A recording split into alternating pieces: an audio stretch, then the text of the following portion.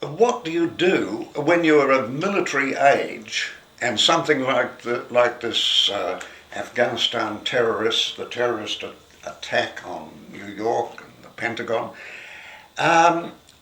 What do you do if you're an anti-war person on principle? Now, most people, I think, are anti-war, but when something like that happens, they feel, oh, naturally I'm anti-war, but if the government says I've got to go and kill these people, mind you, it's never put quite like that, and it's not even put in terms of revenge.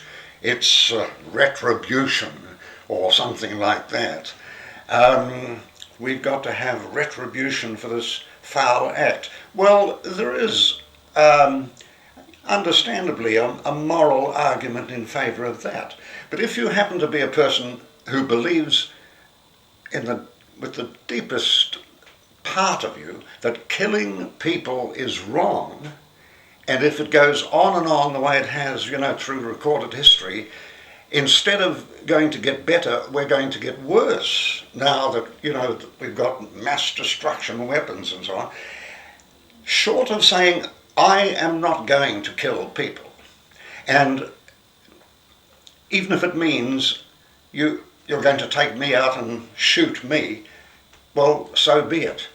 The thing is, you can't do something that is so morally wrong and so against your conscience. Although you can understand the argument of the people who say, we can't let them get away with this. All wars that have been fought, people on both sides think that they're absolutely right, and quite often they'll appeal to the same maker, to bless the guns. The old saying, two wrongs don't make a right, is what applies here, I think. Anyway, in my own case, I was, as a teenager growing up, was in a very isolated mountainous region, not far from in the Nelson Lakes area actually. During the Depression, as a boy out of primary school, I'd gone down there where my brother had gone to the goldfields, and we lived in a cabin up almost at the bush line and prospected for gold, and very few scattered population of prospectors, and that was it. It was a marvellous place to read and to think, and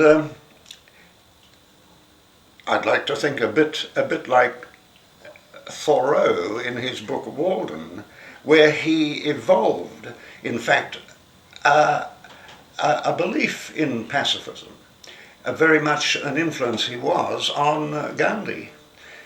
I can understand that. It's probably easier in isolation like that to come to a firm conviction than if you were living in a big city and you've got the pressures, if you like, of society. You can think it through for yourself more clearly. But I certainly was in the position when World War II broke out and conscription came in. I can't do this, and I'm not going to do it, and let them shoot me if they will. And when I was put into prison, the first words that were spoken to me by a warder at Mount Crawford Prison was, "We're going to shoot you, bastards."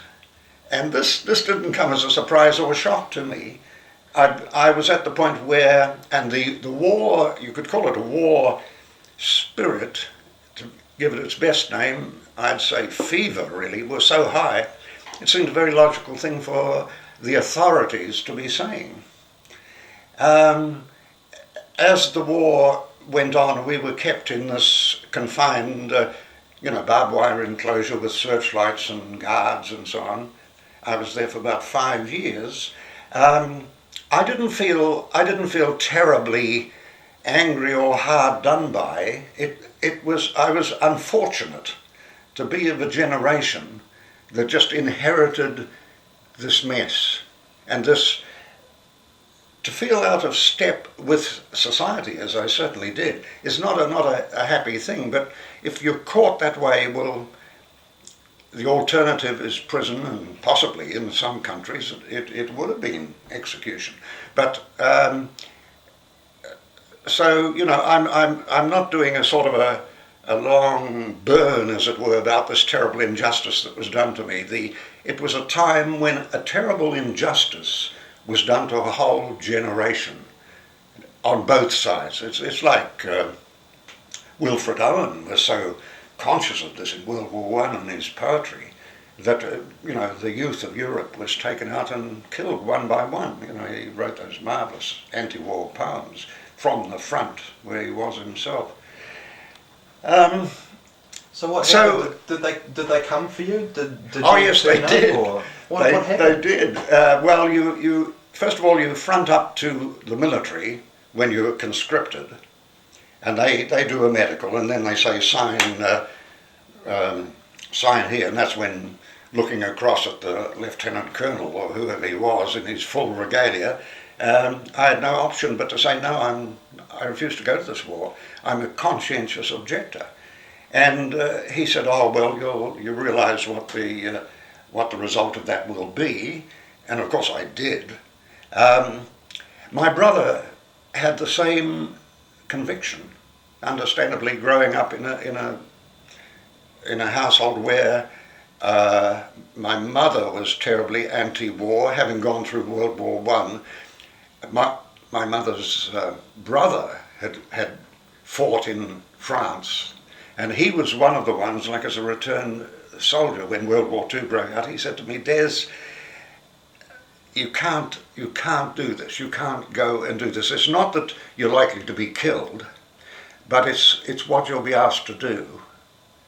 He wasn't, I wouldn't say a tragic man, but he was wasted, never married, died fairly young, wasn't wounded or gassed or anything like that. But he was a man who should never have killed people. It destroyed him spiritually, I believe, and which is why he said to me what he did. And one positive result after the war was over, returned men that knew the stand that I'd taken, more than one. In fact, every returned man that I met, and we talked about this thing, who himself had seen action, said to me, "Oh, I can understand what you did."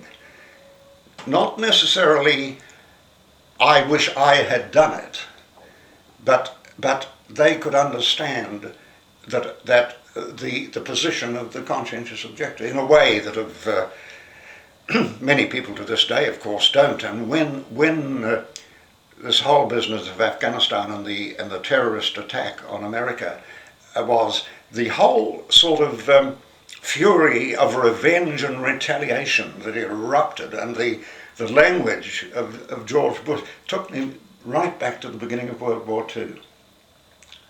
And it's like a fever that takes over, it seems to me.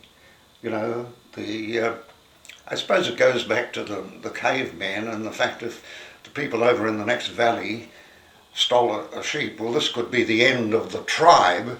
We've got to go back and steal their sheep and kill them in the process. It would go back virtually to there. And of course, as has been pointed out, the early humans got so very good at killing, not just the people in the next valley, but animals, that to survive, for the human race to survive, they had to be so good at hunting and killing, or they wouldn't have survived. Perhaps it's in the genes. You see, a lot of men, particularly still, go out and kill animals for fun. They don't use that terminology, but they get pleasure out of killing animals, and that's got to be some deep genetic thing. I think they get a thrill from it. Obviously, you don't think it's learned behaviour? I think it's genetic behaviour, learnt to the extent that society is still very much on the side of the big battalions, and the media is very much on the side of the big battalions. And in this conflict which is waging now, if conscription came in here, and quite a number of young men said, as they did in the Vietnam conflict, you know, we're not going, public opinion would be against them. But put it this way, some will say, oh, Vietnam was a different thing. It was obviously an unjust war. But to me, a just war is an oxymoron. I don't believe that there can be such a thing. It is unjust to kill your fellow human being, whatever he's done to you. So that sounds pretty absolutist, but it seemed more simple to me then, back up in the mountains of the Nelson Lakes area, you know, in a scattered gold prospecting community. It seemed perhaps simpler than it does to me now, back ever since the end of the war and coming out of the CO camps, than it did then. What's changed? Why is it less simple? I suppose because I've been living back in a larger society and more. Perhaps in a way I can see the arguments for, like the good people, the good men who did go to the war and did what they were told. Perhaps I might have been less tolerant then as an idealist, and God was I an idealist. Intolerant in the sense of saying, why don't they say no? You know, and then we wouldn't have these wars. Well, that's, I don't suppose, very realistic thinking. Did you, when you were refusing to go to the war, did you try to persuade a large group of... No, that was never my belief. And perhaps I was more tolerant than I thought I was, but I didn't think I had the right. And in the atmosphere of the time, I don't think it had any effect at all, to tell others what they should do. All I knew was this is what I not only should do, but must do. I didn't feel I had a choice, you know, just as simple as that. If I worked out a rationale, there was a philosopher called Immanuel Kant who wrote very well on ethics and moral law, and he devised a principle which I think he translates from the German into something like categorical imperative or some phrase like that, where he said, before I do this action, if I'm in doubt as whether it's the right action, I should ask myself, would the world be a better place if everybody did as what I'm intending to do? If you can say yes to that, well then you have a moral right not only to do it, but you must do it. Now, in a war, if every man of military age refused to fight, and I'm saying every man, not just on one side, the world would be a better place. Almost everybody would agree about that, I think, unless you are very militaristic. So reading Kant, as well as a lot of other writers, this Nelson Lakes mountain area was a marvelous place to read. You know, to have the time and the concentration to read.